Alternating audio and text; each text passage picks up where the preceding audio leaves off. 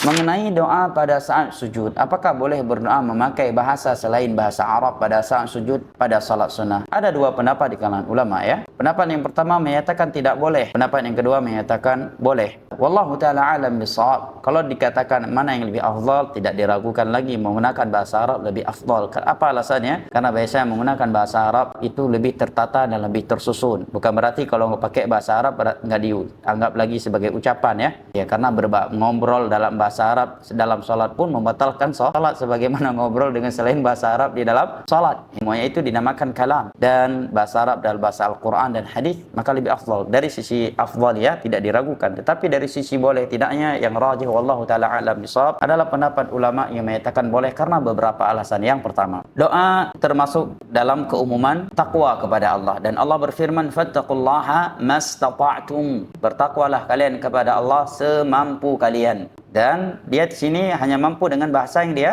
miliki. Yang kedua, Nabi ketika memberikan nasihat untuk memperbanyak doa di dalam sujud seperti dalam hadis yang diriwayatkan oleh Al-Imam saya lupa Bukhari atau Muslim yang jelas di salah satu dari As-Sahih ya, dari Abdullah bin Umar ya, jika saya tidak salah ingat, Nabi SAW menyatakan aqrabu ma yakunu al-'abdu min rabbih wa huwa sajid. Kondisi seorang hamba paling dekat kepada Allah adalah tatkala ia sedang sujud. Fajtahidu fihi du'a, maka bersungguh-sungguhlah kalian berdoa. Nabi tidak mengecualikan, tidak menyatakan harus dengan bahasa Arab. Sementara umat beliau tidak hanya dari kalangan Arab. Tentunya itu setelah mengucapkan subhana rabbiyal a'la. Dan kalau dikatakan lebih afdal, bagusnya dia menggunakan doa-doa yang warid di dalam agama, karena sebenarnya seluruh apa yang ingin kita minta kepada Allah itu sudah disebutkan secara tersurat ataupun tersirat dalam doa-doa yang warid baik dalam Al-Qur'anul Karim ataukah hadis-hadis Nabi sallallahu alaihi wasallam. Wallahu taala a'lam bissawab. Hadzal ladzi rajahu Syekhuna Al-Usuli Al-Jazairi Syekh Firqus.